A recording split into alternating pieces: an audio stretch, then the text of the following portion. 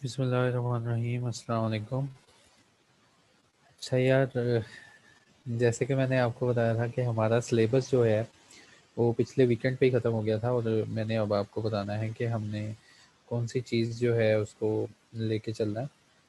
और by chance आज मेरी तबीयत ख़राब हो गई, तो मैंने कहा यार देखो क्या मौसम है और क्या कहाँ पे आके मेरी तबीयत ख़राब हुई कि आज मैंने कंक्लूड करना सिलेबस को। तो मेरा दिल कर रहा था मैं छुट्टी कर लूँ, लेकिन आज मैंने छुट्टी नहीं की। और वैसे ही मेरा सर बहुत दुख रहा है, तो होपफुली आप लोगों ने मेरी हालत देख ली होगी। तो चलो कंटिन्यू करते हैं। देखो, जैसे हमने सारा सिलेबस जो है वो कंप्लीट किया, शुरू से लेकर एंड तक हमने जितनी भी प्रोविजंस थी हमने बड़ी अच्छी तरह इनको कवर किया। लेट्स सपोज हमारा एग्ज़ाम आ गया है, अब हमने कैसे जाना है एग्ज़ाम देने के लिए और क्या करना है एग्ज़ाम में। देखो, सिलेबस तो आपको हर जगह से मिल जाएगा, सिलेबस भी मिल जाएगा, बुक्स आला से आला मिल जाएगी, लेकिन कुछ ऐसे ट्रिक्स और होते हैं, कुछ ऐसे तरीक़ेकार होते हैं जो एग्ज़ाम से पहले शायद ही आपको कोई बता रहा होगा। जैसे कि लेट्स सपोज आपकी वालदा आपको बताती हैं, वो बातें सुनने वाली होती हैं। जैसे मैं मेरी वालदा मुझे बताती थी कि जब मेरा एग्ज़ाम होता है तो तब वो मुझे गाइड किया करती थी कि तुमने सोना है, सो जाओ, अब क्यों नहीं सोए। फिर उसके बाद तुमने खाना नहीं खाया, तुम पागल हो, आज सारा दिन तुमने कुछ खाया नहीं। वो कुछ ना कुछ मुझे खिलाती रहती थी मेरे एग्ज़ाम के पीरियड के अंदर। तो सिमिलरली यार मैंने आपको यही गाइडलाइन प्रोवाइड करनी है सबसे पहले, कि हमारी सोशल गाइडलाइन, कि हमने अपनी रूटीन को कैसे रखना है। बिल्कुल ही पागल नहीं हो जाना तुमने इसके पीछे कि मेरा एग्ज़ाम है तो जी आज आज बस मैंने किसी को शक्ल नहीं दिखानी, मैंने गायब भी हो जाना दुनिया से, मैंने पानी भी नहीं पीना, मैंने बस कुछ कर देना है। तो बिल्कुल तुमने ऐसी कोई बात नहीं करनी, बिल्कुल रिलैक्स रहना है। रिलैक्सेशन के बाद मैं हर बच्चे को अपने को एक टिप्स देता हूँ कि यार आपका एग्ज़ाम है, आपने जिस दिन तुम्हारा एग्ज़ाम है, आप मैक्सिमम 12 बजे तक पढ़ें। आप पूरा दिन स्टडी करें, 12 बजे तक करें और लंबी नींद लें, 8 घंटों की कम से कम तुम्हारी नींद लंबी होनी चाहिए, लंबी नींद तान के सोएं। और एग्ज़ाम से जाने से पहले फिर मैं कहता होता हूँ कोई लस्सी पी के ना चला जाए। एग्ज़ाम में जब जाना है तुमने गर्मा गर्म चाय पीनी है। गर्मा गर्म चाय पीने का मतलब क्या होगा? गर्मा गर्म चाय पीने से ये होगा तुम्हारा बीपी हाई होगा। जब बीपी हाई होगा ना, तुम्हारे नर्व्स जो हैं वो कंट्रोल में होंगे और तुम मोटिवेटेड रहोगे। बाज़ दफ़ा देखा होगा कुछ स्टूडेंट्स ऐसे होते हैं कि एग्ज़ाम शुरू होने वाला होता है, उनका दिल जो होता है वो उसकी आवाज़ उनके कानों में जा रही होती है, ठा ठा ठा शुरू हो जाती है उनके दिल की। वो किस लिए होता है? वो इसलिए होता है यार, बीपी लो हो जाता है इस केस में। दिल की आवाज़ हमें सुनती है हमारे कानों में, हम आउट ऑफ कंट्रोल हो जाते हैं, हमारे नर्व्स जो है वो फूल जाते हैं। तो फिर मैं अपने सब बच्चों को कहता हूँ यार कि आप ना जो है एग्ज़ाम से पहले गरमा-गरम, हो सकता है कैंपस के आस-पास कहीं चाय है तो वो पी लो। गरमा-गरम चाय पीनी है। और दूसरी बात, एग्ज़ाम से पहले एग्ज़ाम सेंटर पहुँच के किसी स्टूडेंट से तुमने डिस्कस नहीं करना एग्ज़ाम से पहले कि मैंने क्या पढ़ लिया है, कितना कवर किया, किस बुक से पढ़ा। चुप रहो। जितना खामोश रहोगे मेंटल कैपेसिटी तुम्हारी सेव होगी, क्योंकि एग्ज़ाम जो है ना, एग्ज़ाम तुम्हें खपाने वाला है, तुम्हें तंग करने वाला है, तुम्हें चेक करने वाला है। तो अपने दिमाग को रिलैक्स रखो। इवन कि तुम्हारा फास्ट फ्रेंड भी आ गया तो उससे मुँह मोड़ लो, नाराज़ हो जाओ बस उससे, बस मैंने नहीं बोलना, चुप रहना है तुमने, ठीक है? तो ये सारी गाइडलाइन पहले आपने यूज़ करनी है, फिर पेपर देने जाना है। अच्छा, अब ये तो होगी सोशल गाइडलाइन, जो कि मैं अपने हर बच्चे को एग्ज़ाम से जाने से पहले देता हूँ कि यार तुमने ये काम लाज़मी करने हैं। फिर मैं एक और बात तुम्हें कहता हूँ, एक और बात समझाता हूँ कि नबी पाक सल्लल्लाहु अलैहि वसल्लम पे दुरूद पाक भेजना, उनकी आल पे नबी पाक सल्लल्लाहु अलैहि वसल्लम की शान में नात पढ़ना हम सब मुसलमानों पे फ़र्ज़ है। हम दुरूद पाक पढ़ें, जितना भी हम अपनी सारी लाइफ में दुरूद पाक पढ़ देना तो वो भी कम है। बाज़ दफ़ा एग्ज़ाम सेंटर के बाद मैं स्टूडेंट को देखता हूँ, लगातार शुरू हो जाते हैं तस्बीह पकड़ के। यार, दुरूद पाक पढ़ने से मना नहीं करता मैं, पढ़ना चाहिए। लेकिन एग्ज़ाम से पहले आप 1 बार पढ़ें, 2 बार पढ़ें, 3 बार पढ़ें, वेल एंड गुड। लेकिन लगातार मौलवियों की तरह कुल शरीफ पढ़ने शुरू कर देना और कुलों के ऊपर बैठ जाना कि बस जी पढ़ी जा रहे हैं, पढ़ी जा रहे हैं। नहीं यार, तुमने अपने ज़हन को सुकून देना है, शांति माहौल रखना है। नबी पाक सल्लल्लाहु अलैहि वसल्लम पर दुरूद पाक भेजें, लाज़मी भेजें। और एग्ज़ाम शुरू होने से पहले दुरूद पाक भेजें, एग्ज़ाम जो है ख़त्म होने पे दुरूद पाक भेजें। लेकिन इस वक़्त में तुमने मौलवी नहीं बनना। जैसे घर में रिलैक्स रहते हो ना, सुकून माहौल रहना है और दुरूद पाक जो है वो भेज के सुकून कर लेना। 1 बार 2 बार पढ़ लिया, बस सुकून कर लो। फिर सारी ज़िंदगी हमारी पड़ी है दुरूद पाक पढ़ेंगे और सलाम भेजेंगे नबी पाक सल्लल्लाहु अलैहि वसल्लम पर। लेकिन एग्ज़ाम से पहले अगर कोई आपको कोई बाबा मिल जाता है या कोई आपको कोई मंतर मिल जाता है तो उसको बार-बार नहीं दोहराना तुमने, ठीक है? तो उसके बाद अब हम स्टार्ट करते हैं कि हमने अब कहाँ से अपनी तैयारी स्टार्ट करनी है। फर्स्ट वन फर्स्ट वन सबसे पहले ये हमारा सिलेबस है पार्ट ए, बी, सी और डी। इसकी वेटेज भी हमारे सामने है। लेकिन अनफॉर्चुनेटली हमारा एग्ज़ाम इस तरह डेवलप नहीं किया गया।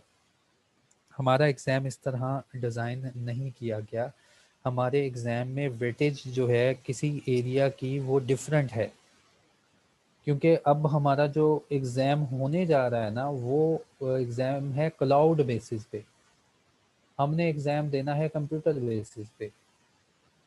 तो अगर 30 एमसीक्यूज़ आते हैं ना आपको एग्ज़ाम में, तो उन 30 एमसीक्यूज़ की रिक्वायरमेंट ये है कि यार फ़र्स्ट ऑफ़ ऑल आपके पास मेरी कंप्लीट लेक्चर सीरीज़ होनी चाहिए, इन 30 एमसीक्यूज़ को कवर करने के लिए, ठीक है? एमसीक्यूज़ को कवर करने के लिए अगर आप लेक्चर ही सुन लेते हो ना, तो वो काफ़ी हैं।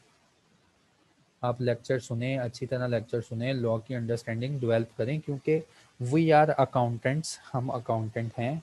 Understanding of law is required. मैं हमेशा इस ऑब्जेक्टिव के ऊपर फोकस करता हूँ कि कम से कम यार हमें पता तो चले कि लॉ में दुनिया में हो क्या रहा है। हम वकील नहीं, हमने अंडरस्टैंडिंग ले लेनी है। 30 नंबर के जो एमसीक्यू आएंगे वो जस्ट तुम्हारी अंडरस्टैंडिंग बेस पे होंगे। अगर तुमने मेरे लेक्चर सुने होंगे और देख रहे होंगे आपके, मैं परवींस के ऊपर मार्कर जो है फेर के उसको जो है आपको एक्सप्लेन कर रहा होता हूँ, वो अंडरस्टैंडिंग डिलीवर होती है, वहीं से एमसीक्यू बन जाना है तुम्हारा। 30 नंबर के एमसीक्यूज आएंगे तुम्हें, उनके लिए है कि तुम लेक्चर सुनो। और जिन लोगों ने 7 साल लेक्चर सुन लिया उनको अल्लाह का शुक्र है, मुबारक हो कि ये 30 एमसीक्यूज 2 नंबर के आपको वहीं पे क्लियर हो जाएंगे। मसला है बाकी का। लेट्स सपोज अगर तुम्हें लेक्चर में सुनते सुनते नींद आ गई, कोई पॉइंट क्लियर नहीं हुआ, वही एमसीक्यू आ गया, तो फिर बाकी का पोर्शन। अच्छा, अब बात स्टूडेंट कहते हैं 30 एमसीक्यूज कर लिए और मुझे एग्जैक्ट पता है मेरे 60 नंबर आ जाने, तो क्या मैं यहीं पे पास हो जाऊंगा, बाकी का पोर्शन ना करूं? तो इस पोर्शन को करने से आपको अगर 60 नंबर मिल जाते हैं तो आप यहीं पे पास हो जाते हैं, यहीं पे पास हो जाते हैं, कोई इसमें शक नहीं है। लेकिन फिर भी तुमने अपना जो डिस्क्रिप्टिव है ना उसको लाजमी फुल करके आना है, ठीक है? पैसे दिए हैं यार, हमने हमने आईसीएमए को पैसे दिए हैं, हमने एग्जाम के पैसे दिए हैं, हम स्टूडेंट हैं, हम तो फ्री की चीज़ नहीं छोड़ते। अब तो हमें पैसे की मिली हुई चीज़ जिसके ऊपर हमारे पैसे खर्च हुए हैं, मैक्सिमम बिजली यूज़ करके आए आईसीएमए के कंप्यूटर्स की, मैक्सिमम कीबोर्ड के ऊपर हाथ चला के आए और ये सोच के आना कि मेरे पैसे लगे हुए हैं और तो मैंने इन पैसों को हलाल करना है। तो डिस्क्रिप्टिव को कैसे अटेम्प्ट करना है उसकी अब तैयारी करनी है हमने। डिस्क्रिप्टिव मेरे पास 40 नंबर्स का है।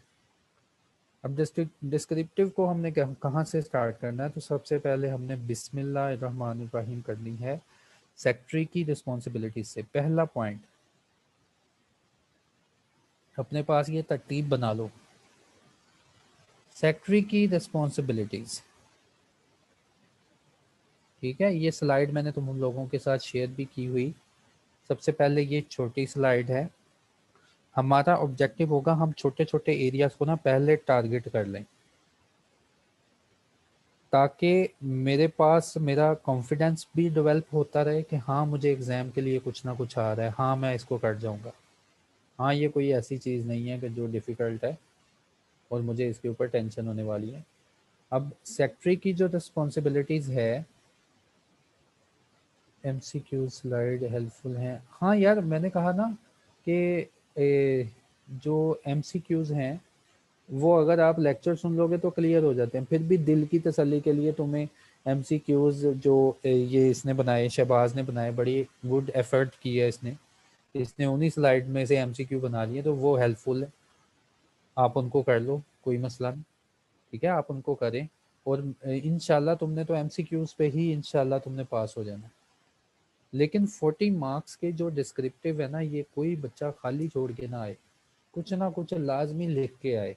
हो सकता है यार अल्लाह ना करे, कंप्यूटर है ना, हो सकता है अल्लाह ना करे कोई ऐसे एमसीक्यूज़ मुझे नहीं आ रहे 10-12 एमसीक्यूज़, फिर मेरे पास हाल यही रहता है कि मैं लाजमी इनकी तरफ जाऊं, डिस्क्रिप्टिव की तरफ। और मैंने जो पीरियड अपने उस्ताद के साथ गुजारा है 6 माह का, मैं लोगों को बता के आऊँ कि मैं कुछ ना कुछ सीख के आया हूँ।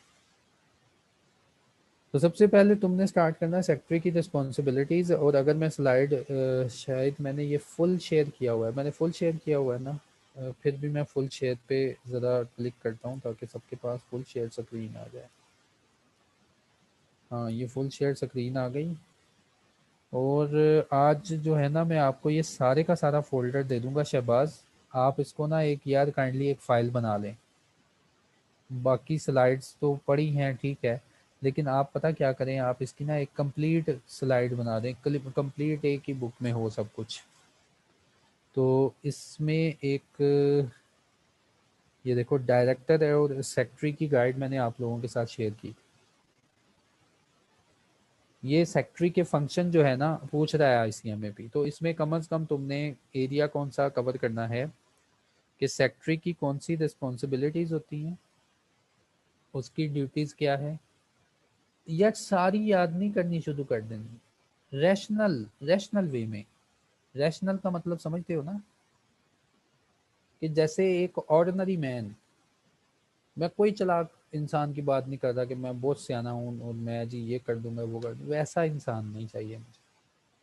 ठीक है, लॉ का पेपर है, मुझे बिल्कुल ऐसा स्टूडेंट चाहिए जो कि एक एवरेज है। अगर सियाना स्टूडेंट है तो उसको ऊपर पूरी लेक्चर सीरीज कंप्लीट है, सारी चीज़ें याद करें, वेल एंड गुड। लेकिन मैं हमेशा कहता हूँ यार रैशनल वे में हमें डिसीजन लेना चाहिए, हमें ऐसा डिसीजन लेना चाहिए जो कि हमारी सोच और हमारी काबिलियत के मुताबिक हो। ठीक है, सारा लॉ हमने पढ़ना था पढ़ लिया, ऑब्जेक्टिव हमारा कंप्लीट हो गया आईसीएमए का। लेकिन अब उस लॉ को जब रिप्रेजेंट करना है तो मुझे कुछ ऐसे वे में कुछ ऐसी चीज़ें आनी चाहिए जो कि हमेशा वो पूछ रहा है, और उन्हीं चीज़ों के ऊपर फोकस कर लिया जाए तो हमारा एग्ज़ाम फर्स्ट अटैम्प्ट में पास हो सकता है।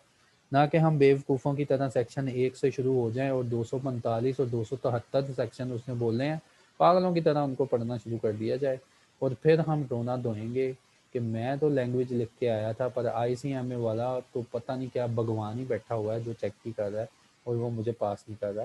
तो मैं हमेशा बच्चों को समझाता हूँ, फिर तुमने ना पढ़ा तो ठीक है, लेकिन तुम किसी ऐसे बंदे से नहीं मिले जो कि कंप्रेस करना जानता हो, चीज़ों को कंसाइज करना जानता हो, इनको बेटर वे में प्रेजेंट करना जानता। तो उसके बाद सबसे पहला स्टेप हमारा ये होगा, ये शहबाज आप कंप्लीट गाइड बना लेना, इनको नोट करते जाओ और ये आप ना एग्ज़ाम गाइड के नाम से एक स्लाइड बना देना, उसमें लिख लेना। सबसे पहले तुम्हारा टारगेट ये है कि तुमने कंपनी सेक्रेटरी के रूल्स, कोई से 5 रूल, और वही रूल ड्यूटीज होती हैं। जैसे कंपनी सेक्रेटरी की जिम्मेदारी है जी बोर्ड ऑफ डायरेक्टर की मीटिंग अरेंज करवाए, कंपनी सेक्रेटरी की जिम्मेदारी है एजीएम के नोटिस भेजे। ठीक है, तो अपनी तरफ से लिख लोगे वो भी ठीक है, लेकिन मैं कहता हूँ अगर मैंने इतना ही सिलेबस कम कर दिया, तुम्हें मैंने बोल दिया कि 5 एमसीक्यूज, सॉरी 5 पॉइंट तुमने लिखने हैं, तो कोशिश करो कि जो स्लाइड के ऊपर लिखा हुआ है वही लिख दो। ठीक है, कोशिश करो। अगर नहीं भी कोशिश होती फिर वेल एंड गुड, एग्जाम में बैठे हैं ना कुछ तो करना है। तो सेक्रेटरी की रिस्पॉन्सिबिलिटीज वही होती हैं जो तुमने पूरा कंपनी एक्ट पढ़ा है, ड्यूटीज अरेंज करवाए, जो रिकॉर्ड मैनेज करे, मीटिंग के मिनट्स बनाए, ठीक है। तो ये सारी चीज़ें, छापा मार आना, कोई मसला नहीं, कोई गलत नहीं करेगा कि तुमने वो गाइडलाइन में से रूल्स नहीं लिखे, क्योंकि ये सेक्रेटरी की सारी जिम्मेदारियां हैं। अच्छा, फिर बड़ा क्वेश्चन आता है इस बार भी, जो एक बच्चे ने मुझे बताया कि सेक्रेटरी कौन कौन सी बुक्स को मैनेज करता है। तो कौन कौन सी बुक को मैनेज करता है? सेक्रेटरी की ड्यूटी है बुक्स को मैनेज करना, स्टैट्यूटरी बुक्स। स्टैट्यूटरी बुक्स कौन सी बुक्स? ऐसी बुक्स जो कि कंपनी एक्ट ने बोली हुई है। अब फिर मैं यहाँ पे याद करवाता हूँ, ये तुम्हें आती हैं बुक्स, कोई सी 5-6 बुक्स का नाम ले लेना कि शेयर होल्डर का रजिस्टर सेक्रेटरी मैनेज करता है। उसके बाद डायरेक्टर नॉमिनेशन और डायरेक्टर के जो भी अपॉइंटमेंट है उनके कंट्रैक्टर अरेंजमेंट विद डायरेक्टर, वो सेक्रेटरी जो है वो करता है। तो ये सारी स्लाइड तुम लोगों के पास है, सारी स्लाइड तुमने याद नहीं करनी, इसमें से सिर्फ और सिर्फ तुमने सेक्रेटरी के रूल्स और सेक्रेटरी की रिस्पॉन्सिबिलिटीज कोई चंद 5 पास, कोई चंद 5 तुमने सेक्रेटरी के रूल्स और रिस्पॉन्सिबिलिटीज करनी है। उसके बाद तुमने कुछ नहीं करना इस स्लाइड में से, इस स्लाइड को फौरन से बंद करना है। हो सके तो अपने पास किसी रजिस्टर में कोई से 5 रूल्स, ये देखो स्टैट्यूटरी बुक्स कौन सी मेंटेन करेगा, कोई सी 5 बुक्स यहाँ से उठा लेना कि ये वाली बुक्स जो है ये मेंटेन करेगा। हो सकता है कि इसको तुम अपने किसी एक पेपर पे लिख लो ताकि तुम्हें ये स्लाइड ओपन करने की नौबत ही ना पड़े, ताकि तुम्हारा माइंड ही ना कपे कि इतनी ज़्यादा स्लाइड है। तो इसमें से ये चंद एरिया हमने लिया और इसको कंक्लूड कर लिया। पहला स्टेप मेरा ये हो गया। दूसरा स्टेप, जब ये मैं परफॉर्म कर लूँगा, मेरा अगला टारगेट होना चाहिए next code of ethics. Secretary के बाद मैंने तैयार करने हैं कोड ऑफ एथिक्स। पहले नंबर पे हो गया ये, दूसरे नंबर पे कोड ऑफ एथिक्स। अब कोड ऑफ एथिक्स में मैंने क्या करना है, नहायत ही आसान, चंद लाइनों में तुमने कोड ऑफ एथिक्स को लिख लेना है कि कोड ऑफ एथिक्स है क्या। डिटेल में नहीं जाना, जैसे मैंने लेक्चर पढ़ाया डिटेल में, वो बस समझाना था तो मैं डिटेल में चला गया और मेरे एलोकेटेड आवर्स थे, मैंने उनको पूरा किया। तुमने एग्जाम के लिए क्या करना है, ये मैंने बंद कर दिया था। कोड ऑफ एथिक्स, कोड भेजा था मैंने तुम लोगों को, ये तो कोड ऑफ कॉर्पोरेट गवर्नेंस होगा। एक मिनट,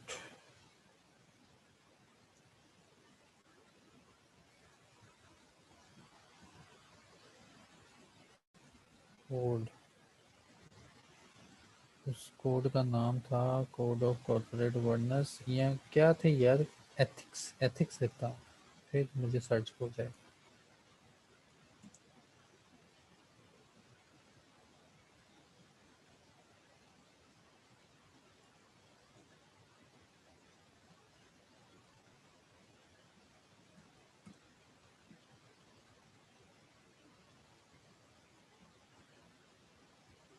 एथिक्स, एथिक्स,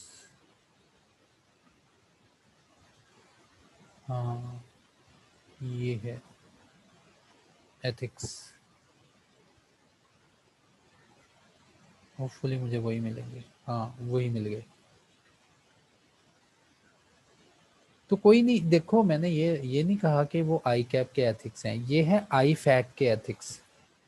आई फैक के एथिक्स, आई फैक का मतलब कि पूरी फेडरेशन अकाउंटेंट की है जिसमें हमारी मेंबरशिप भी है। तो मुझे ये मिला, मेरे पास पढ़ा था, मैंने यहीं से पढ़ा दिया, तो कोई मसला नहीं। ये नहीं कहना कि अब इसने सीए के हमें करवाए हैं और सीए वाले जो हैं हमसे बहुत आगे हैं, वो भाई ऐसी कोई बात नहीं है।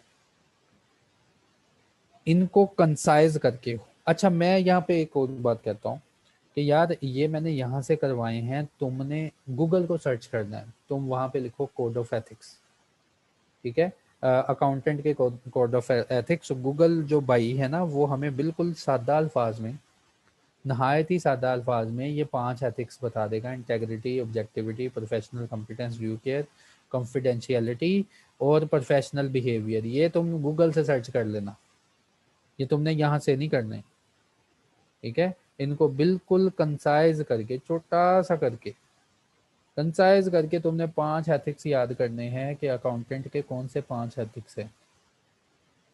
ये तुमने गूगल से करने हैं, तुमने इस बुक से नहीं करने। यहाँ से मैंने बस तुम्हें समझाना था तो समझा दिया। 5 एथिक्स कौन से हैं और उन एथिक्स के ऊपर थ्रेट कौन से हैं, ये भी तुमने गूगल से ही करना है। किसी का लिखा हुआ आर्टिकल, उसमें एक एक लाइन का उसने थ्रेट लिखा होगा, वो सर्च कर लेना।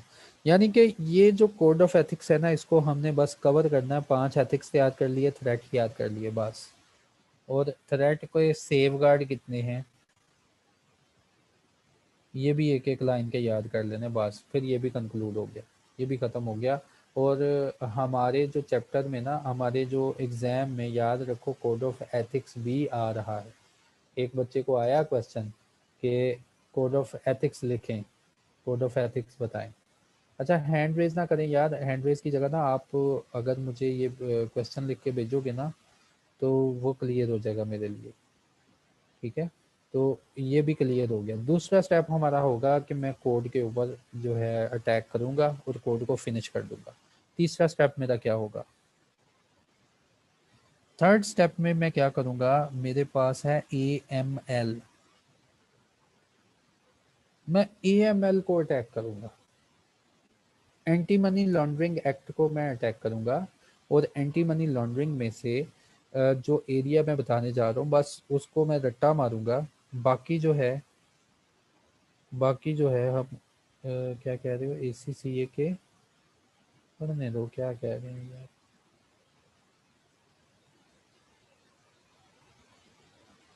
ACCA के कोड ऑफ एथिक्स थ्योरी से हैं, वो कर लें थोड़े।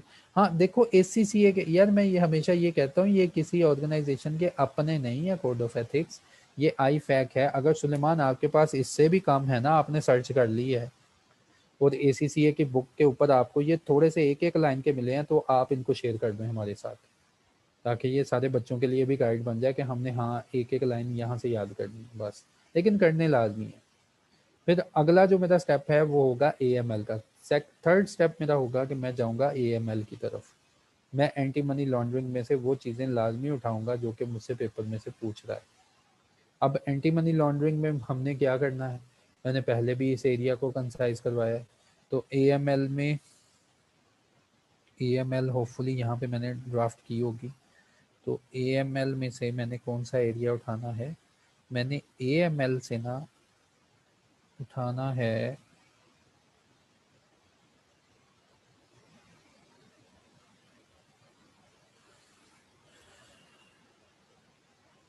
तुम्हें पता होना चाहिए कि नेशनल एग्जीक्यूटिव कमेटी के मेंबरान कौन है, पता होना चाहिए, ठीक है, रट्टा नहीं मारना, पता होना चाहिए कि नेशनल एग्जीक्यूटिव कमेटी के मेंबरान कौन है।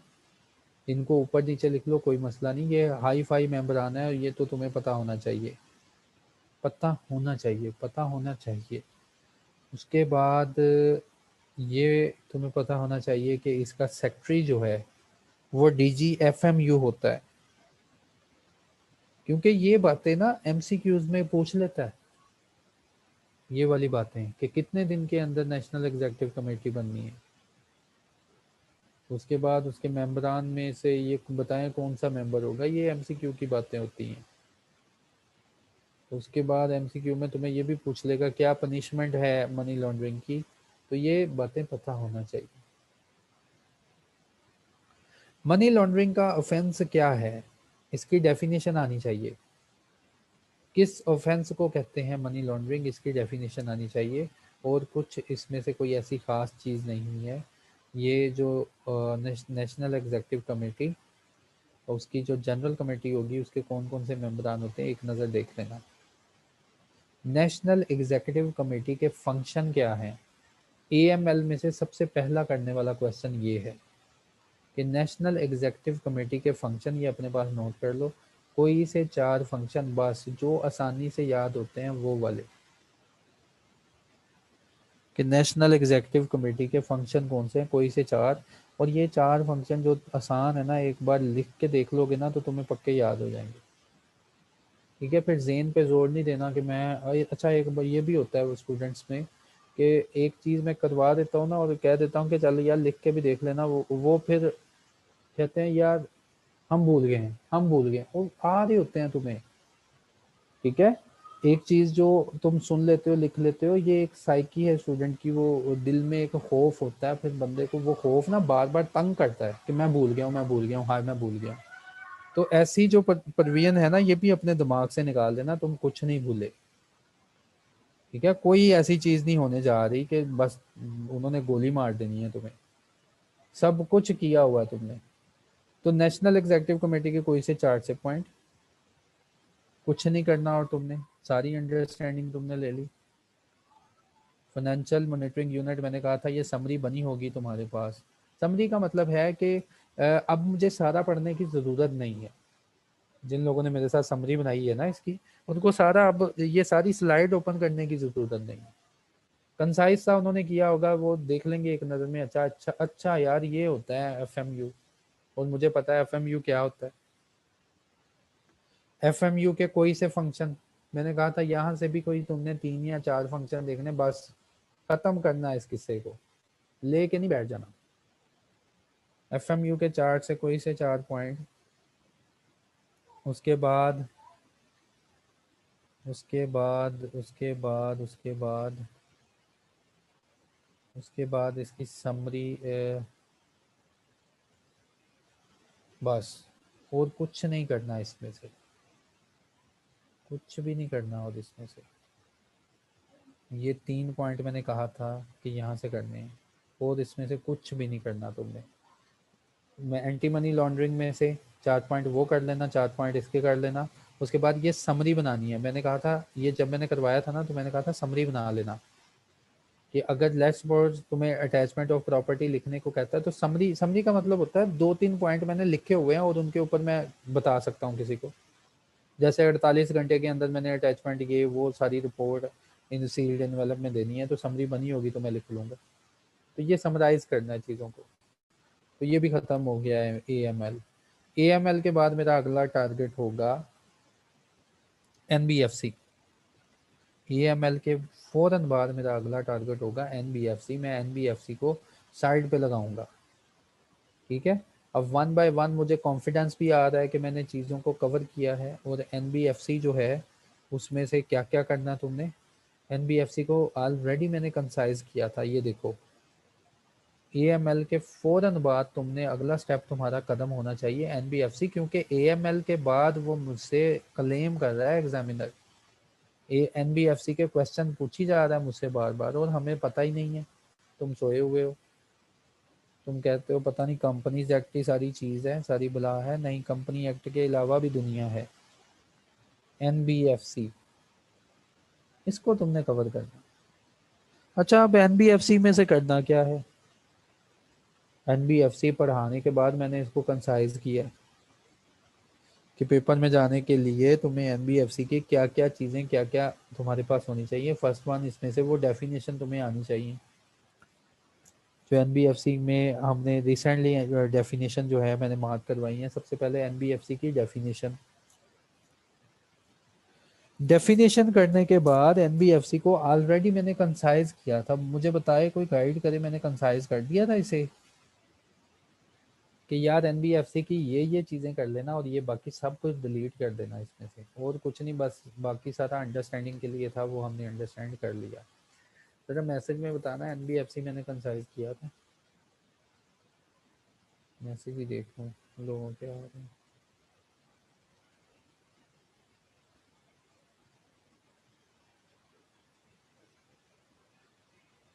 ओके, NBFC मैंने शॉर्ट करवा दिया था। NBFC को ओपन करना है आपने, और जैसे जैसे मैंने गाइडलाइन की है, समझ तो लिया हमने, अब जैसे जैसे गाइडलाइन हमने की है उस गाइडलाइन के मुताबिक आप इसको तैयार करेंगे। और NBFC का जो लास्ट लेक्चर था ना, एक बार फिर से बता दूं, एक बार फिर से बता दूं, और एनबीएफसी का जो लास्ट लेक्चर था उसमें मैंने इसको किया था कवर, कि यार घबराने की ज़रूरत नहीं, ये बताना था मैंने बता दिया, अब इसमें से ये चीज़ें करनी है। और एनबीएफसी किधर गया, एनबीएफसी,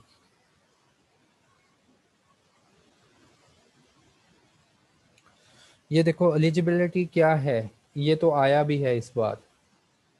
क्या एलिजिबिलिटी है एनबीएफसी बनाने के लिए, कोई 4 पॉइंट, उसके बाद कोई से 4 पॉइंट, कोई सूखे सूखे 4 पॉइंट।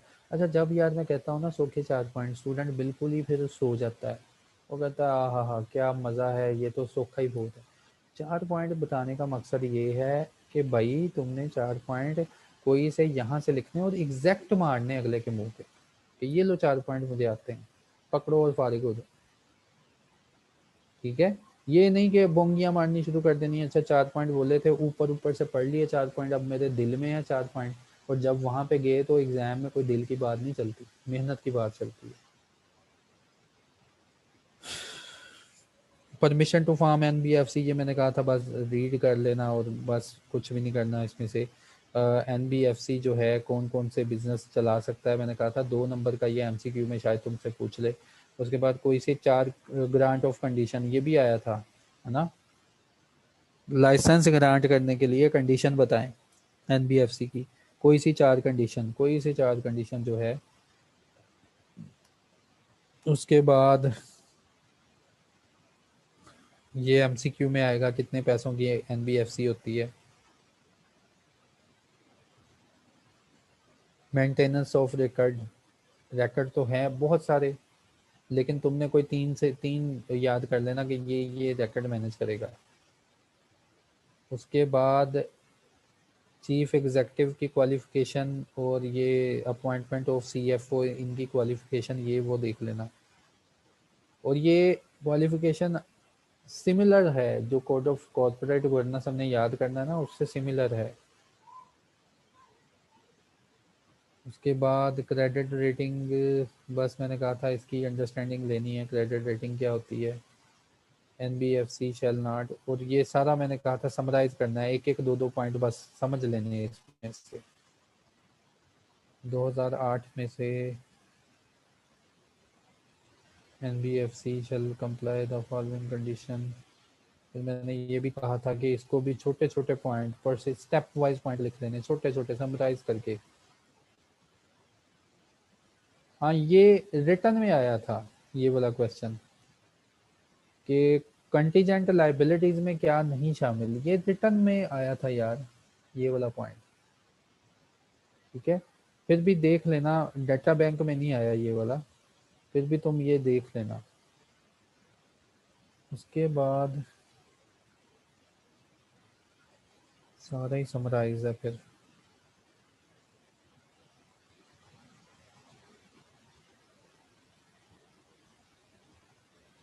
कोई ऐसी चीज नहीं जो रट्टा मारने वाली है।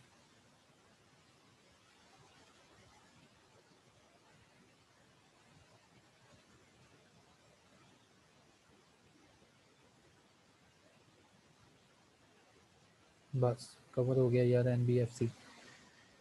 समरी बनाई थी तुम लोगों ने इसकी, समरी का मतलब कि समराइज छोटे एक दो स्टेप लिखे हों कि इस पॉइंट के अंदर क्या है, मुझे उर्दू में मुझे वैसे ही पता है कि इस पॉइंट के अंदर क्या है, लेकिन पूछता नहीं, पूछता नहीं। एनबीएफसी में से ना ज़्यादातर डेफिनेशन और यही दो दो तीन पॉइंट पूछ रहा है, कंडीशन क्या है ग्रांट की और लाइसेंस की। बाकी जो है यार तुम्हें इसकी अंडरस्टैंडिंग होनी चाहिए, पता होना चाहिए तुमको, एग्ज़ाम के लिए यही पॉइंट काफ़ी है। लेकिन बाकी का ना तुम्हें समराइज होना चाहिए, पता होना चाहिए, एक समरी बना लेना छोटी सी। अब दिन काफ़ी पड़े हैं, 1 महीना पड़ा है तुम्हारे पास एग्ज़ाम के लिए, तो इस 1 महीने में इसकी समरी बना लो बाकी पॉइंट्स की। जैसे मैंने ये कहा था ना, ये लिखा हुआ है, समरी लिखी हुई है। जैसे ये पॉइंट है, ये देखो, अपॉइंटमेंट ऑफ डायरेक्टर और चीफ एग्जीक्यूटिव, इसके छोटे छोटे पॉइंट लिख लो कि एनबीएफसी को कौन सा प्रोसीजर अप्लाई करना पड़ता है एक डायरेक्टर को अपॉइंट करने के लिए या उसको रिमूव करने के लिए। ठीक है, ये अंडरस्टैंडिंग बेस है। ओके हो गया, इसमें और कोई ऐसी चीज़ नहीं मुझे नज़र आ रही। कि जिसके ऊपर रट्टा लगवाया जा सके। एनबीएफसी कवर करने के बाद भाई अगला टारगेट है हमारा code, the code of corporate governance. NBFC के बाद तुम्हारा अगला टारगेट है code of corporate governance. Code of corporate governance. अब इसमें से मुझे क्या करना चाहिए? कोड ऑफ कॉर्पोरेट गवर्नेंस मैंने कंप्लीट तुम लोगों को भेज भी दिया था और मैंने उसको प्रेजेंट भी किया था कि कोड ऑफ कॉर्पोरेट गवर्नेंस में क्या क्या चीज़ें दी गई हैं। अच्छा, अब इसमें से याद क्या करना है तुम्हें? इसमें से याद क्या करना है तुम्हें? इसमें डेफिनेशन तुम्हें आनी चाहिए। मैंडेटरी परवीन क्या है और नॉन मैंडेटरी परवीन क्या है, इनकी डेफिनेशन आनी चाहिए। उसके बाद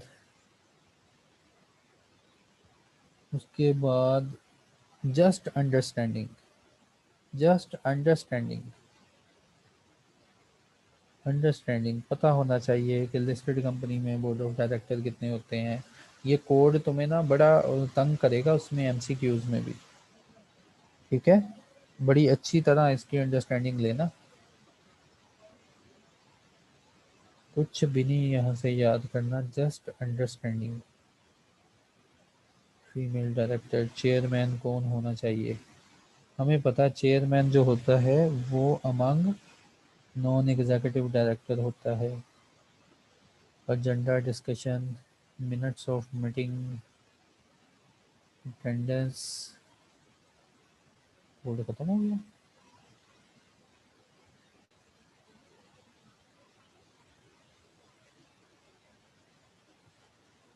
कोड मेरे पास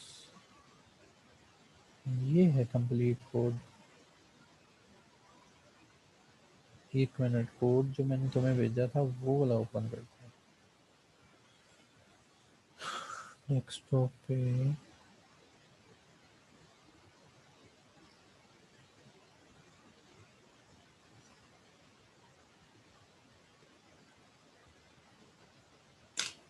हाँ, ये पड़ा हुआ है कोड 19।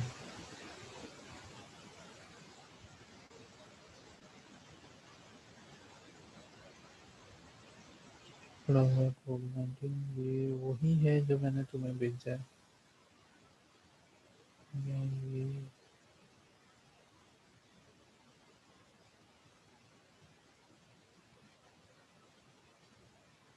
हाँ, ये वही है जो तुम्हें भेजा है। चेयरमैन,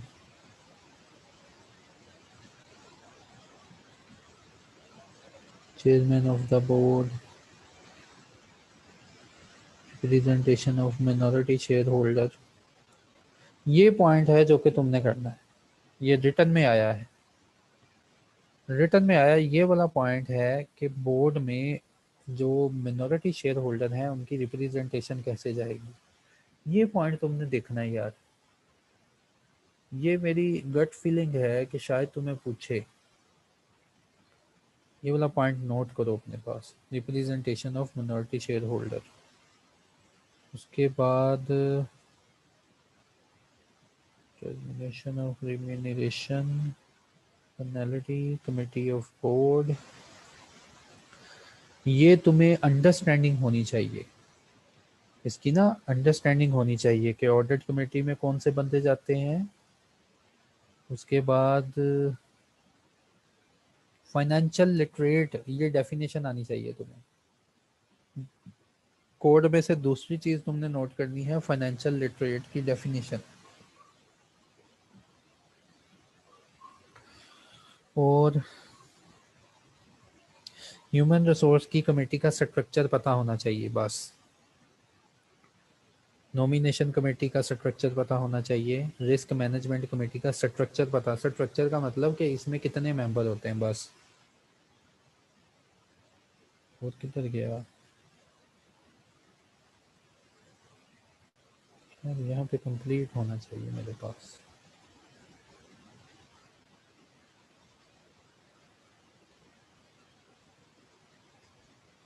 कमेटी कमेटी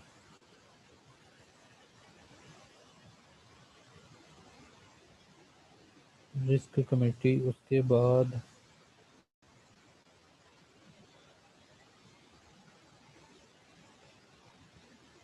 ये क्वालिफिकेशन क्राइटेरिया, क्वालिफिकेशन क्राइटेरिया, ठीक है, एक नज़र देख लेना है कि सीएफओ बनने के लिए क्या क्वालिफिकेशन क्राइटेरिया है, इंटरनल ऑडिटर बनने के लिए क्या क्वालिफिकेशन क्राइटेरिया है, ठीक है। उसके बाद कोड में से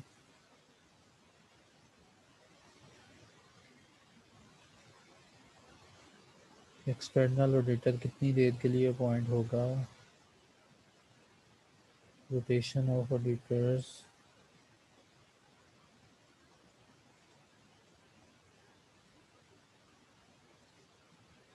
meeting, issue to be placed. अच्छा, याद करने वाली जो चीज़ है ना इसमें कोड में, वो है कि कौन से इश्यूज बोर्ड के सामने रखे जाएंगे। देखो, कोड ऑफ कॉर्पोरेट गवर्नेंस की कंप्लीट अंडरस्टैंडिंग तुम्हें होनी चाहिए। अंडरस्टैंडिंग का मतलब कि कोई तुमसे पूछ ले, तुम्हें पता होना चाहिए, अच्छा जी जो लिस्टेड कंपनी का बोर्ड है उसमें 1/3 की जो रिप्रेजेंटेशन है वो एग्जेक्टिव डायरेक्टर की होनी चाहिए, 1/3 से ज़्यादा नहीं होनी चाहिए। 1/3 जो है, 1/3 आर मोर, उसमें आप रख सकते हैं इंडिपेंडेंट डायरेक्टर। उसके बाद नॉन एग्जेक्टिव डायरेक्टर हैं, एक फीमेल डायरेक्टर होगी। तो ये बातें तुम्हें यार पता होनी चाहिए। कोड इसीलिए तो तुम्हें पढ़ाया था कि तुम्हें इंफॉर्मेशन हो। इसमें से रट्टा लगाने वाली चीज़ कौन सी है, रिप्रेजेंटेशन ऑफ मिनोरिटी। उसके बाद रट्टा लगाने वाली चीज़ है इसमें, दूसरी मैंने वो तुम्हें पीछे अभी बताई कि फाइनेंशियल लिटरेट। और चौथी चीज़ तुमसे पूछ सकता है, हमें वो इश्यूज तो बताए ना ज़रा, जो सिग्निफिकेंट इशू होते हैं जो बोर्ड के सामने रखने हैं, ठीक है। सिग्निफिकेंट इश्यूज कौन से होते हैं, और ये सिग्निफिकेंट इशू के ऊपर ना कोड ऑफ कॉर्पोरेट गवर्नेंस में 2-3 पेजेस लिखे हुए हैं कि कौन कौन से इश्यूज हैं जो कि बोर्ड के सामने रखे जाएंगे और उनके फैसले लिए जाएंगे। तुम अकाउंटेंट हो, तुम अपनी तरफ से गप भी मार दोगे ना, financial statement, quarterly financial statement accept होगा, क्योंकि लिस्टेड कंपनी के बोर्ड का काम है। तो कोई से 4-5 सिग्निफिकेंट इश्यूज को रट लो कि अगर मुझे एग्जाम में आ गया सिग्निफिकेंट इशू लिखें तो मैं लिख के जान छुड़ा लूंगा। बाकी जितना भी कोड है तुम्हें लिखने को कभी नहीं बोलेगा, क्योंकि सारा अंडरस्टैंडिंग बेस है, सारे का सारा अंडरस्टैंडिंग बेस है। अगर तुमने इसका लेक्चर ही सुन लिया ना तो काफ़ी है। अब ये ना हो लेक्चर सुन लिया काफ़ी है, इसका मतलब है अंडरस्टैंडिंग है, ठीक है। एमसीक्यूज में तुम्हें कोड तंग करेगा, तुम्हें डिस्क्रिप्टिव में कोड नहीं तंग करने वाला। ओके हो गया, तो कोड क्लियर कर देना तुमने साथ ही। मिनोरिटी रिप्रेजेंटेशन मिसिंग है, नहीं यार है उसमें,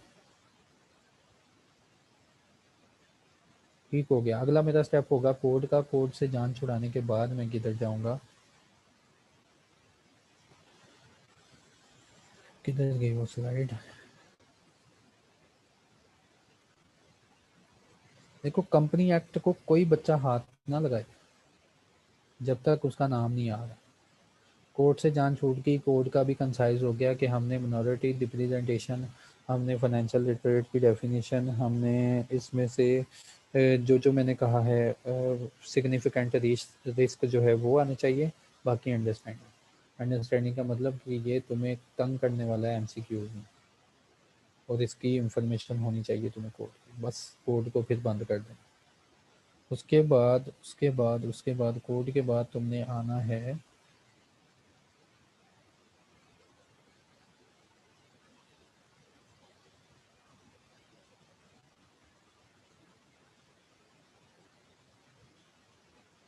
कोड के बाद तुम हाथ लगाना इसको, मुदारबे को, जो अभी रिसेंटली करवाया। और मुदारबा में से भी मैंने 2-3 क्वेश्चन याद करवाए कि बस ये वाले रटने वाले हैं, बाकी सारी जो है ना उसको अंडरस्टैंडिंग है फारग कर दो। तो मुदारबा के ऊपर तुमने काम करना। मुदारबा हो गया था, मुदारबा कवर कर लिया। मुदारबे के बाद तुमने आना है सिक्योरिटीज एक्ट के ऊपर। अगला स्टेप होगा तुम्हारा सिक्योरिटीज एक्ट के ऊपर। अब मैंने सिक्योरिटीज एक्ट में करना क्या है, सारा एक्ट ही करना? नहीं, तुमने सारा एक्ट नहीं करना। सिक्योरिटी एक्ट अहम है, तुम्हें एमसीक्यू में भी पूछेगा और तुम्हें ये तंग करेगा डिस्क्रिप्टिव में भी। तो सिक्योरिटी एक्ट को अच्छी तरह देख लेना तुमने, इसकी जान नहीं छोड़नी, क्योंकि ये देखो अगर तुम भूल गए हो ना तो ये 60 नंबर का जो एरिया है ना, उसमें दो चीज़ें पड़ी हुई हैं, चार चीज़ें पड़ी हुई हैं उसमें 60 नंबर के एरिया में। एक तो मेरा कंपनी एक्ट, एक इनकॉर्पोरेशन रेगुलेशन, सिक्योरिटीज़ एक्ट नज़र आ गया तुम्हें, और लिस्टेड कंपनी का कोड। कोड हमने हाथ उससे साफ़ कर लिया। फिर मुदारबा जो 10-15 नंबर का है उसके ऊपर से हमने हाथ साफ़ कर लिया। हम मुदारबे से निकलेंगे, और मुदारबा मैंने कर दिया था कंसाइज। मुदारबे का तो अभी रिसेंटली लेक्चर हुआ है और उसमें मैंने बता दिया था कि मुदारबा हमने क्या करना है। उसके बाद तुमने आना सिक्योरिटीज़ एक्ट के ऊपर, और सिक्योरिटी एक्ट के ऊपर एक दफ़ा नज़र मार लेते हैं। तो मैंने बता दिया था ना तुम लोगों को सिक्योरिटी एक्ट में से कौन कौन सी चीज़ें रखनी है और बाकी सब कुछ डिलीट कर देना। एग्ज़ाम में जाने के लिए कम से कम ये चीज़ें तो होनी चाहिए ना मेरे पास। सिक्योरिटी एक्ट की शायद मैंने तुम्हें डेफिनेशन भी करवा दी थी इसमें से, कुछ दिन थे तो सिक्योरिटी एक्ट मुझे याद आ रहा है। हाँ, अच्छा मुदारबा भी देख लेते हैं। Securities act, listing of securities, ये मैंने लिखा हुआ है समरी। समरी का मतलब कि छोटे छोटे पॉइंट एक नज़र पढ़ लेना है और छोटे पॉइंट लिख लेना बस।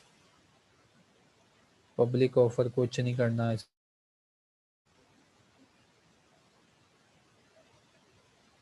3 पॉइंट कि ये सेक्शन कहाँ पे अप्लाई नहीं होता। उसके बाद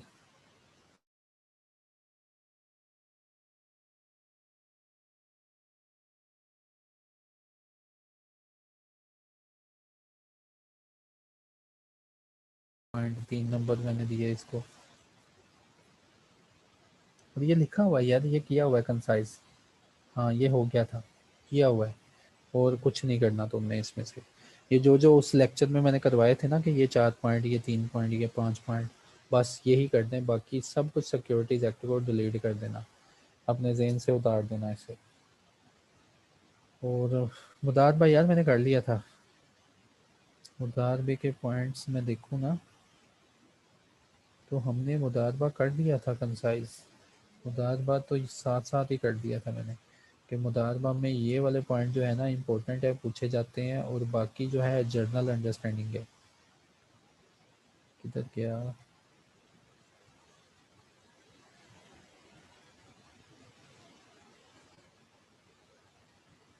मुदारबे को किया था।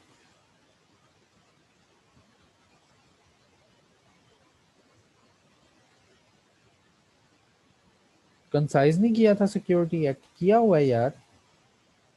सिक्योरिटी एक्ट कंसाइज किया था, वो लिखा तो हुआ है 5 नंबर, 3 नंबर, 4 नंबर यहाँ से बस।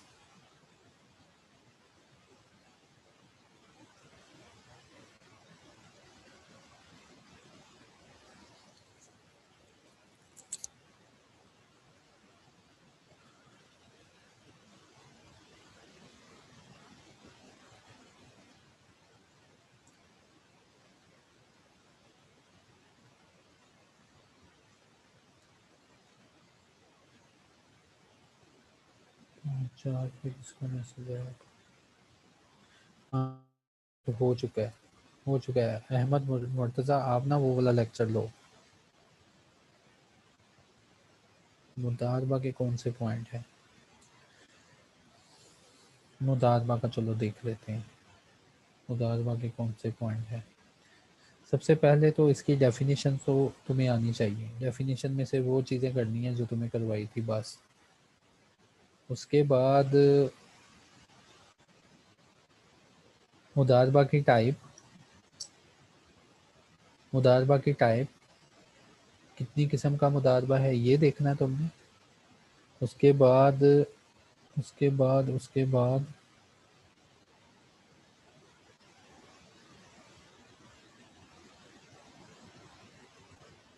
बस एक नज़र पढ़ लेना रिलीजियस बोर्ड होता क्या है, बस एक नज़र पढ़ लेना बस कि होता क्या है। तुमने रट्टा नहीं मारना, इसको छोड़ देना फिर।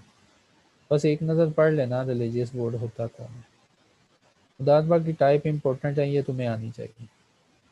एलिजिबिलिटी फॉर मुदारबा क्या है, कोई से तुमने 3 पॉइंट कि मुदारबा को रजिस्टर करने के लिए क्या क्या रिक्वायरमेंट है, कोई से 3 पॉइंट तुम्हें आने चाहिए। 3 लिखोगे, चौथा एम ही लिखाओगे। उसके बाद मुदारबा को रजिस्टर करवाना है तो एक नज़र बस कि कौन से डॉक्यूमेंट होने चाहिए तुम्हारे पास।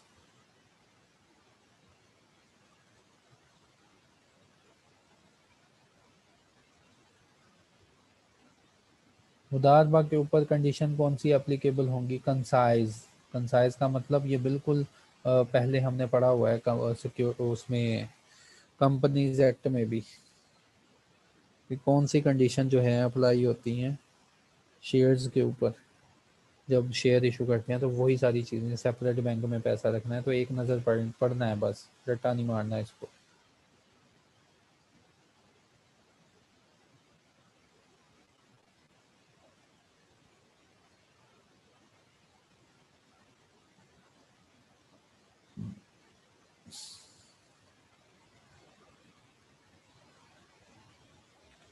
रजिस्ट्रेशन इसकी कैसे कैंसिल होती है, समरी बनानी है बस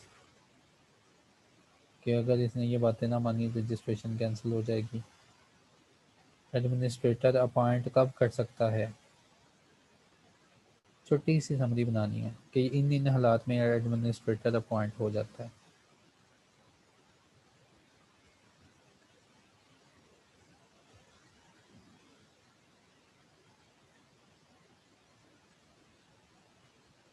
बस, और इसमें से कुछ नहीं करना तुमने, लेक्चर सुन लिया तो काफ़ी है, और कुछ नहीं करना है इसमें से। मुदारबा ख़त्म हो गया, मुदारबा हो गया, ये हो गया, एएमएल हो गया। पब्लिक ऑफरिंग, पब्लिक ऑफरिंग की सिर्फ डेफिनेशन करनी है तुमने, और कुछ नहीं करना तुमने इसमें से।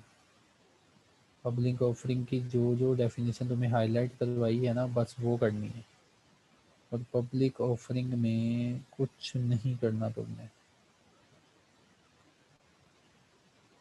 Fix price method, book method, condition और पब्लिक ऑफर करो।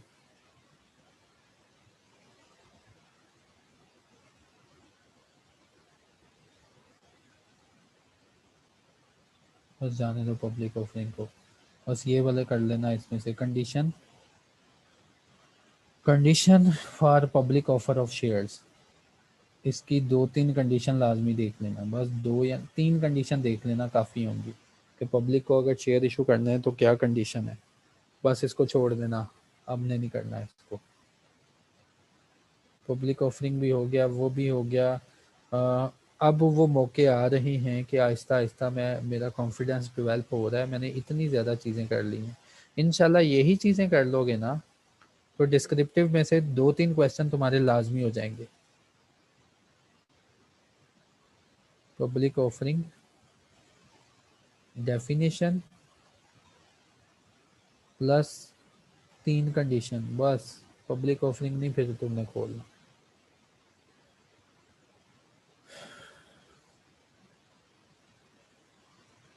फिर तुमने पब्लिक ऑफरिंग नहीं करना।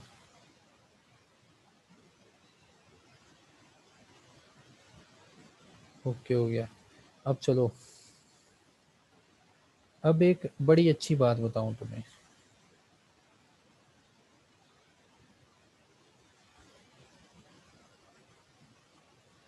अब तुमने पता क्या करना है, अब तुमने ये करना काम, तुमने वाइंडिंग अप को हाथ लगाना है। वाइंडिंग अप,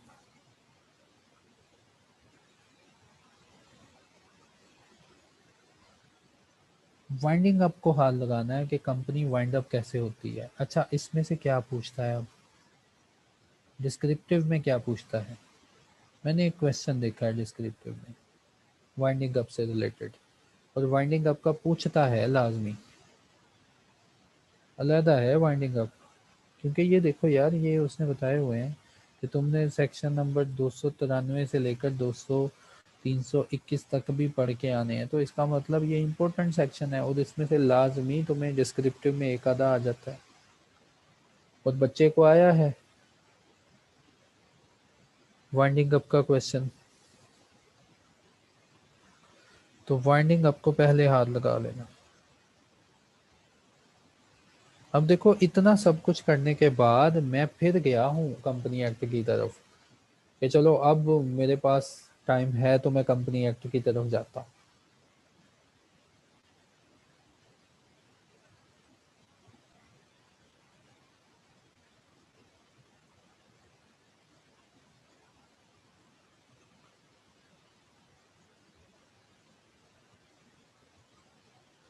वाइंडिंग अप में जो इस बार क्वेश्चन आया था वो भी नोट करवा देता हूँ तुम्हें।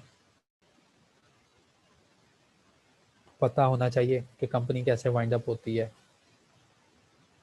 कंट्रीब्यूटर्स कौन होते हैं, ये पता होना चाहिए। एक बार पढ़ लोगे तो तुम्हें समझ आ जाएगी। Winding up by court, court कब वाइंड अप करता है, कोई सी 3 चीज़ें देख लेना कि कोर्ट कब वाइंड अप करता है बस। उसके बाद कंपनी कब सोची जाती है कि अपना डेट नहीं पे कर पाएगी, एक नज़र देखना बस। ये ऑलरेडी मैंने बता दिया था शायद वाइंडिंग अप का।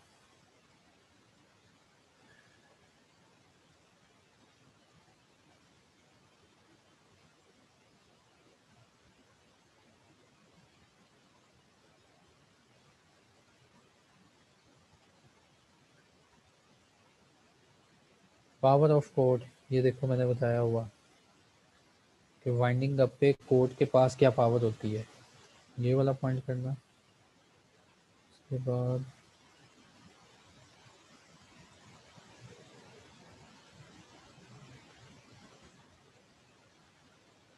लाइबिलिटीज़ को एक नज़र देखना है, लाइबिलिटीज़ को लाजमी एक नज़र देखना है कि किसकी लाइबिलिटी होती है वाइंडिंग अप के ऊपर।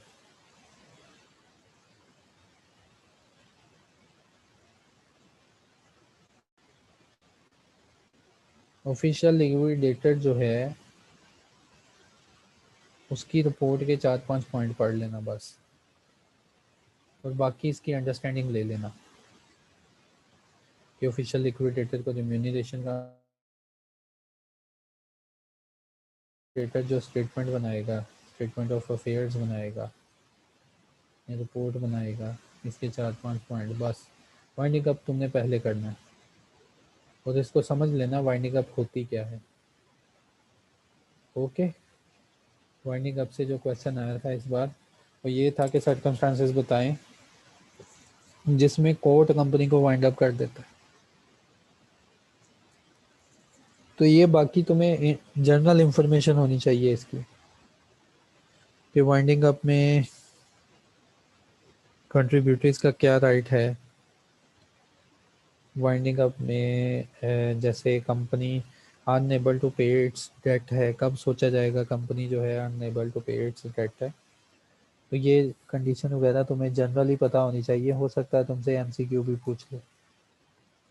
ठीक हो गया, वाइंडिंग अप मेरी क्लियर हो गई। वाइंडिंग अप जो है ये टॉपिक क्लियर हो जाएगा। इसके बाद वाइंडिंग अप के बाद तुम्हारे अदर टॉपिक स्टार्ट होंगे, जैसे उसमें तुम्हारे पास स्टार्ट हो जाएगा, स्टार्ट इसको करो मीटिंग से, मीटिंग से स्टार्ट करो इसको। मीटिंग से करोगे तो मीटिंग में मैंने ऑलरेडी तुम्हें बताया कि सारी मीटिंग को तुमने रट्टा नहीं मारना, सिर्फ एक मेन ऐसी खास मीटिंग है जहाँ पे तुम्हें नींद आती है लेकिन आईसीएमए वाले जाग जाते हैं। ये इन्फॉर्मेशन तुम्हें होनी चाहिए स्टैट्यूटरी मीटिंग क्या होती है बस।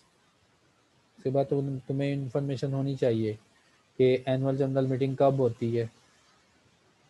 ठीक है, बस इंफॉर्मेशन थी, पता है तो बात ख़त्म करो।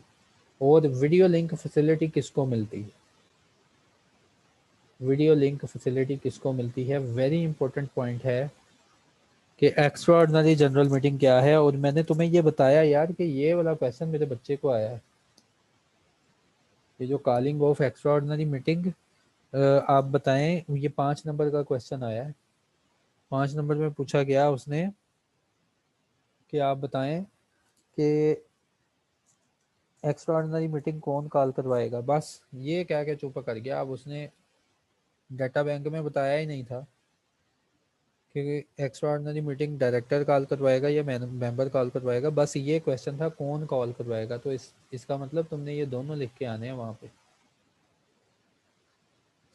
उसके बाद नोटिस ऑफ मीटिंग क्या होता है, ऑर्डिनरी रेजोल्यूशन क्या होती हैं, हमें ज़ुबानी याद है ऑर्डिनरी रेजोल्यूशन क्या होती हैं।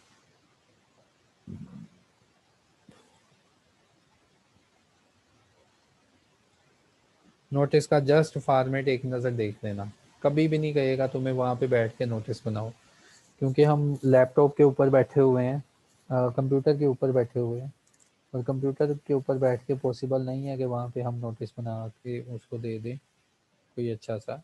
तो ये कोई पॉसिबल नहीं है बात, ना तुमसे वो पूछेगा। और इस मीटिंग के टॉपिक में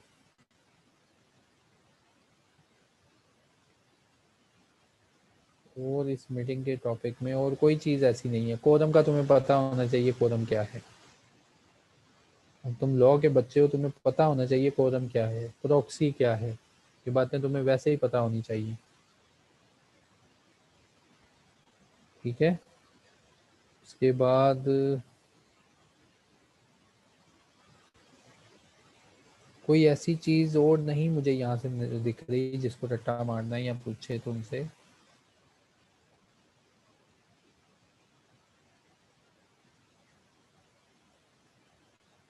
पोल कौन डिमांड कर सकता है इसका पता होना चाहिए तुम्हें। कौन बंदा पोल डिमांड कर सकता है। पोल जो है चेयरमैन खुद अपनी मर्जी से डिमांड करवा सकता है, या पोल जो है 110 की जो वोटिंग पावर होगी वो कहेगा तो डिमांड करवाएंगे। टाइम फॉर पोल भी पता होना चाहिए कि अगर क्वेश्चन है इलेक्शन का या एडजॉर्नमेंट का उसी वक्त, या पोल जो है 14 दिन के अंदर आपने कंडक्ट करना है।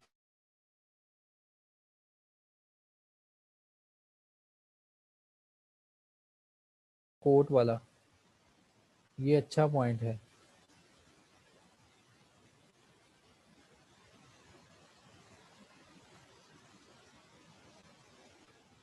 फाइलिंग ऑफ रेजोल्यूशन और मिनट्स ऑफ मीटिंग, इनको एक नज़र पढ़ना है तुमने।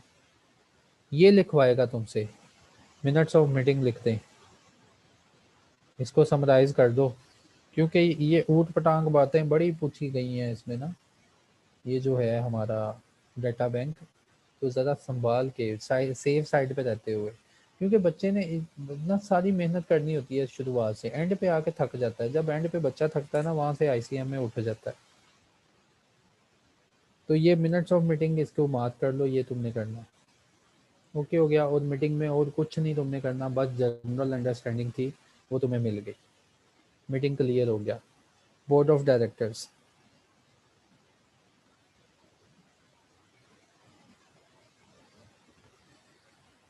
मीटिंग के फ़ौरन बाद तुमने करना है ऑडिट वाला पोर्शन, नहायत मोस्ट इंपॉर्टेंट ऑडिट वाला पोर्शन। तुम्हें एमसीक्यू में भी पूछेगा और तुमसे लिखवाएगा भी। इस बार जो लिखवाया था ना एमसीक्यू में, उसने लिखवाया था वो, अच्छा जी मुझे वो तो बताएं कि कमीशन की कब पावर है कि ऑडिटर को अपॉइंट करेगा। तो ये है अपॉइंटमेंट बाय एससीसीपी, और ये देखो मैंने लिखा हुआ, ये आईसीएमए में आ चुका है, इसको तुमने लाजमी देखना है। बाकी ऑडिटर की सारी स्लाइड को समराइज, कुछ भी नहीं पढ़ना, और तुमने इसमें से लग गई समझ। और 4 पॉइंट इसमें मैंने कहे थे याद करने हैं कि कौन कौन से बंदे हैं जो ऑडिटर लग ही नहीं सकते।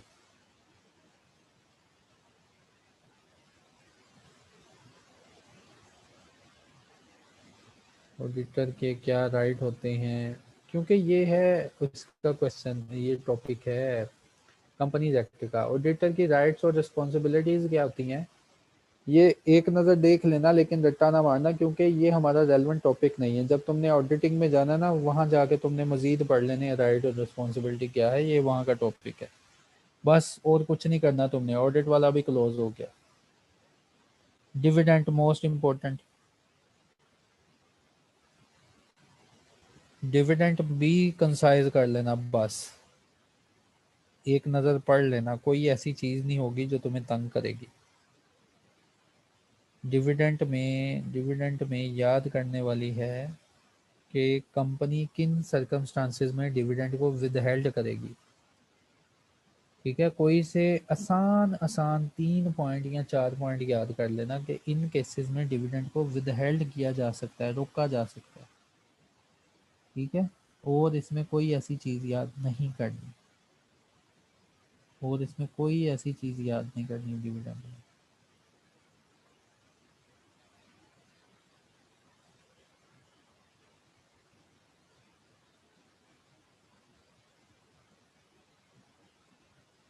डिविडेंड हो गया। और एक और बात यार मैं तुम्हें बतानी थी, डायरेक्टर तो मैंने ऑलरेडी कंसाइज किया था, डायरेक्टर वाला पोर्शन मैंने ऑलरेडी कंसाइज कर दिया था। इसके बाद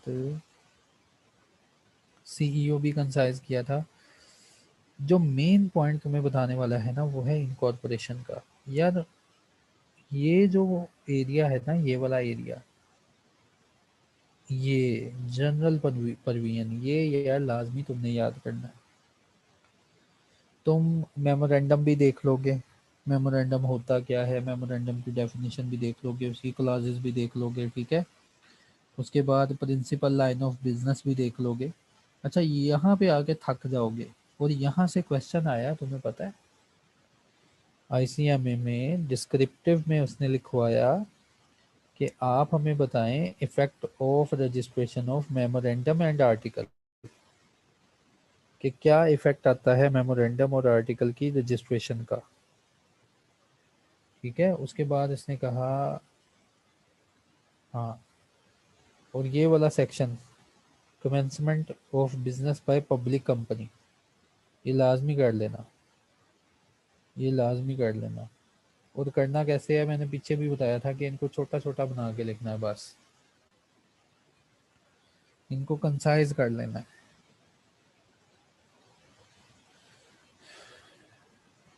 मेमोरेंडम और आर्टिकल को ना कंसाइज कर लेना है।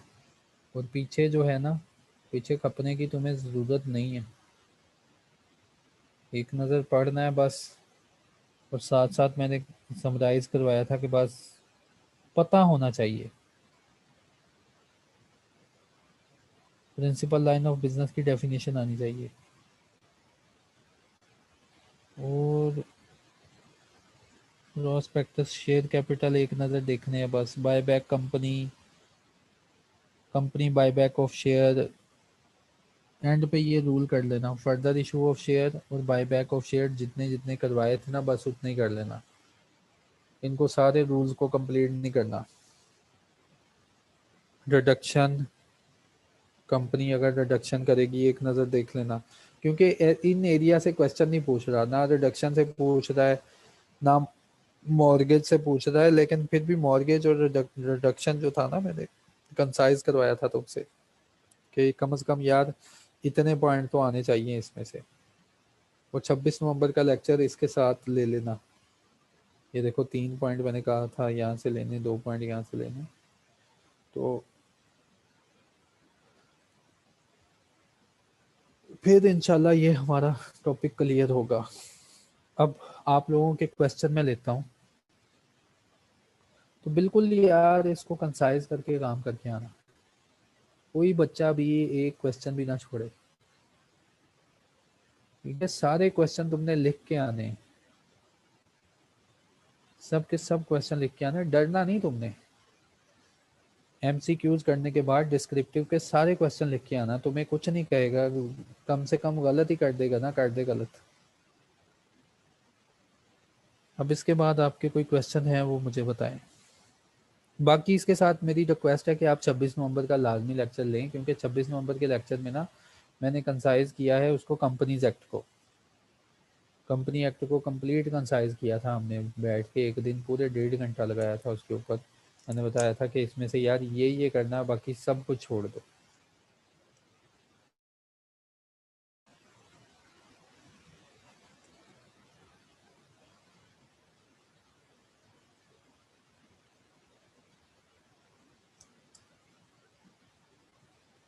ये हो गया।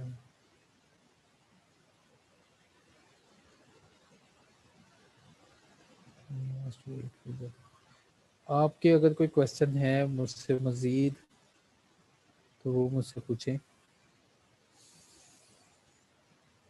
अच्छा, कुछ लोग कम आए थे तो मैंने सोशल एथिक्स बताए थे पेपर के, कि पेपर को करने के एथिक्स क्या है, एथिकल रिक्वायरमेंट क्या है। तो मैंने सोशल एथिक्स इनके साथ शेयर किए थे, वो रिकॉर्ड भी हो गए हैं। जब ये लेक्चर अपलोड होगा ना तो इसको लाजमी शुरू से सुनना। वो बिल्कुल ऐसी बातें हैं जैसी एक वालदा अपने बच्चों को समझा रही होती है कि पेपर से पहले तुमने क्या क्या करना है, और खाना अच्छा खाना है, ठीक है, नींद अच्छी लेनी है। वो सारी बातें मैं कवर कर चुका हूँ। तो ये पेपर है, अपनी लाइफ ख़राब नहीं कर लेनी इसके लिए। और इंशाल्लाह यार देखना, जो मैंने ग्रुप बनाया है, जब पेपर होगा ना तो तुम देखना कितने मैसेज आएंगे, हाँ मैं भी पास हूँ, मैं भी पास हूँ, मैं भी पास हूँ। नहीं, वो रूल बुक में से तुमने कुछ नहीं याद करना। सिक्योरिटी एक्सचेंज, पाकिस्तान एक्सचेंज की बुक से कुछ नहीं याद करना तुमने। सिक्योरिटीज स्टॉक एक्सचेंज के फंक्शन याद करने हैं, वो सिक्योरिटी एक्ट मैंने कंसाइज करवाया था, उसी में बता दिए थे।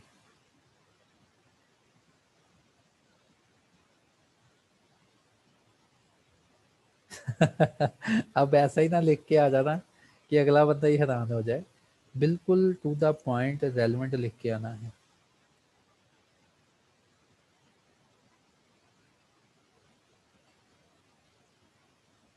जो महानूर मैंने रेगुलेशन करवाई थी ना, तो रेगुलेशन के साथ ही मैंने बता दिया था कि इसकी ये डेफिनेशन करनी है और दो दो तीन तीन पॉइंट करने हैं बस।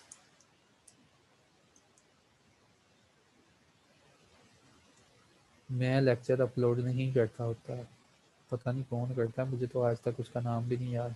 हो जाएगा अपलोड, ग्रुप में ऐड कर दें। ग्रुप का मसला ये है कि ग्रुप हो गया फुल, अब जो आपको स्लाइड वगैरह मिल सकती हैं बस। इसका टोटल लिस्ट। ओके, इकबाल साहब भी आ जाए हैं।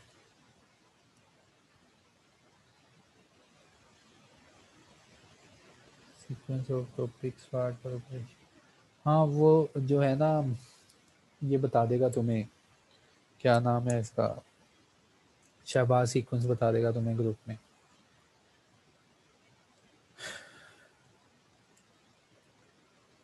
तो भाइयों, कंपनी एक्ट बिल्कुल जीना मरना नहीं, उस पर मुका देना कि कंपनी एक्ट ही करके जाना है तो हमने पास होना है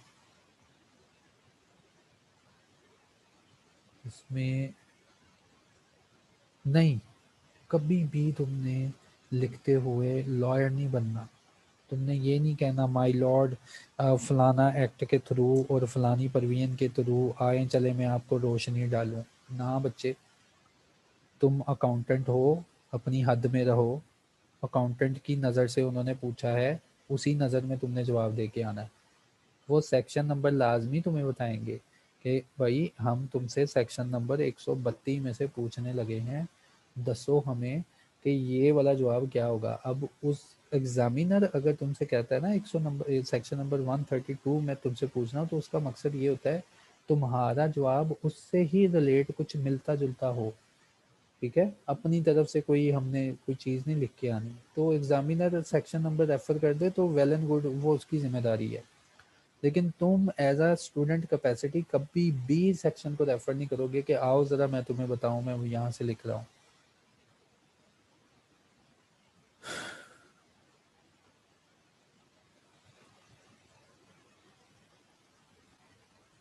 हाँ, रिजल्ट आया है। तो लॉ का रिजल्ट आया, किसने पेपर दिया था लॉ का।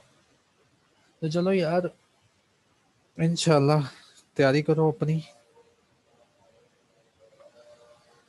और इन चीज़ों को करके दिखाना, और इंशाल्लाह पूरे पाकिस्तान में आवाज़ आनी चाहिए कि हाँ हमने फर्स्ट अटेम्प्ट में पास किया है। और ये कोई ऐसी चीज़ नहीं है, मैं एक बात बता दूं, अकाउंटिंग से बहुत आसान है ये। अगर तुमने लेक्चर सुन लिए है ना, और इस वे से तैयारी कर ली है, और सारा जितना भी ये चीज़ें हैं तुमने बाकी का वेस्ट जो है वो उसको साइड पे रख दिया है, तो 20% एरिया हमने निकाला है, हमने बिल्कुल दिल पे हाथ डाल लिया लॉ के। तो ये चीज़ें हमारे पास होंगी तो हम जो है बड़ी अच्छी तरह इसको कंसाइज कर सकते हैं। तो अजान हो रही है, 2 मिनट में खामोश हूँ, उसके बाद दवा मैं इजाज़त चाहूँगा फिर। बड़ा अच्छा साथ था आप लोगों का, मैं ज़रा 2 मिनट खामोश हूँ।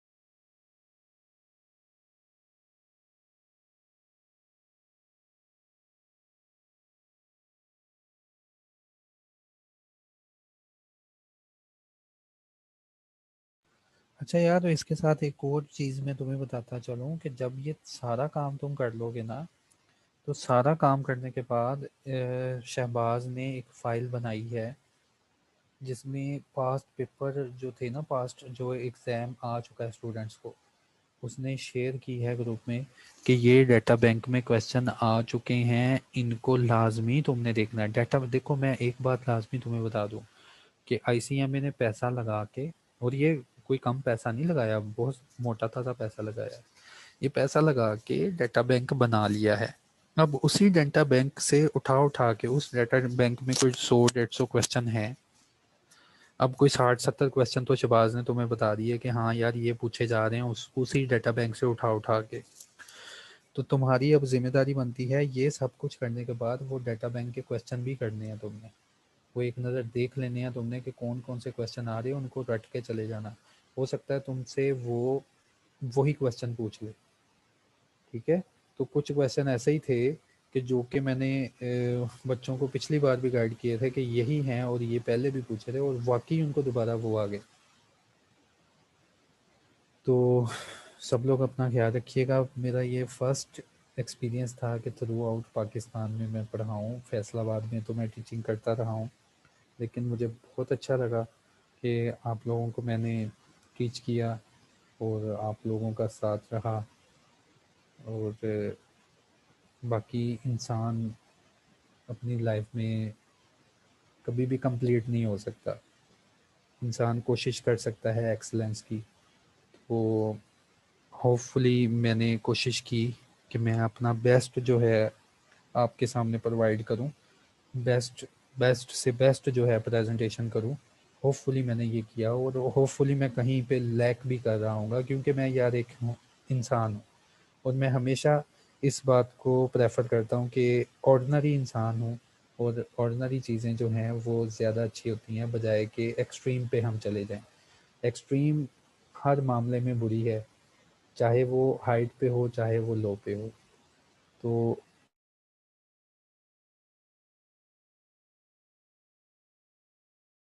शायद मुझे कोई और टॉपिक मिल जाए फाइनल का या टैक्स का मिल जाए, तो फिर सही मुलाकात होगी तुम्हारी।